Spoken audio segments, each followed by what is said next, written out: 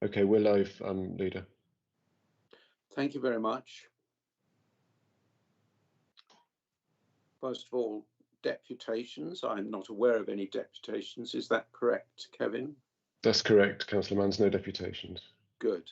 Right, let's get on with item 1, which is Connect to Hampshire.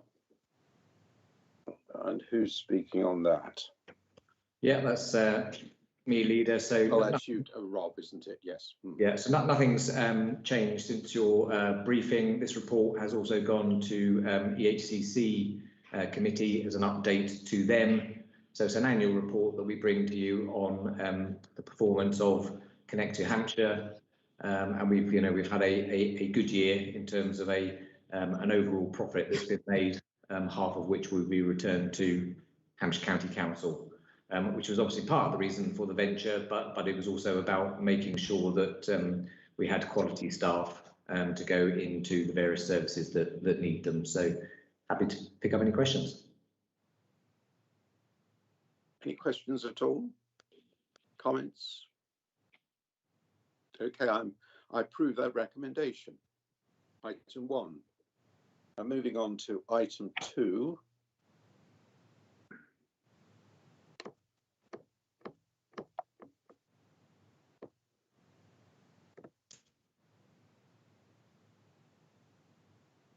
Find it.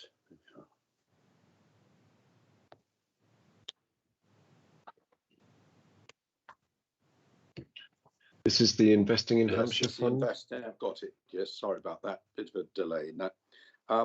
Is Richard with us? Is he doing something on this?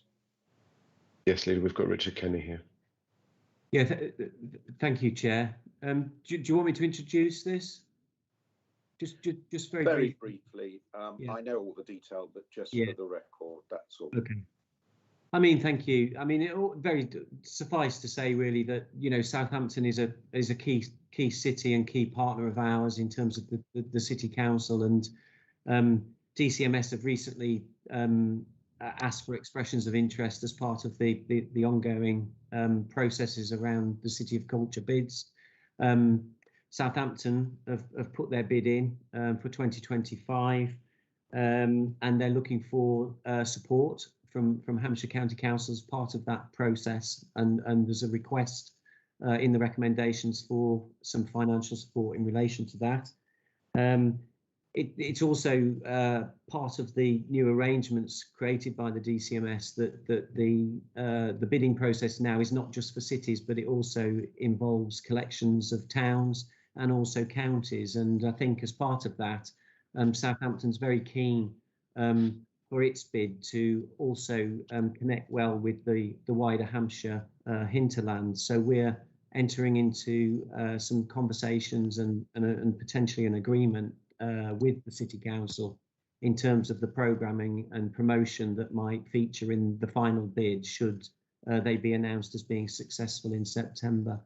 If they are announced in the long list as one of the 6 in September, then they will have to submit a more comprehensive bid for January, and a final decision will be made in May 2022. I'll leave it there. Thank you. Thank you, Richard. Any comments at all? I just think I'd like to add the fact that clearly this bid for the City of Culture, whilst it's for Southampton City, clearly has a knock-on effect to the areas around Southampton in our own county, and indeed beyond for that matter. So I think it's important that we give them support. So I'm happy to agree the recommendations of paras 2 and 3. Moving on, appointments to statutory joint committees and outside bodies, item 3. Kevin, do you want me to mention that I've got an addition, or are you doing it? I'm happy to mention that, Councillor Mann. So this report makes a number of proposed appointments to outside bodies. The only addition to the report is at number 13 to propose that Councillor Phil North is appointed is made a deputy appointment to act in your absence, should that be required. Any more comments on those appointments? Okay, well, I'm happy with the appointments to outside bodies. And these, do these need to go to the council as well? No, Leader, these are made within your remit as executive member. Good, that's what I thought, just checking. Okay, well, I'm happy to make those appointments, including the verbal one that Kevin mentioned for Councillor Phil North to be deputised for me on the Freeport Consortium board when I'm not able to attend. Okay, moving on, item 4, I think, is the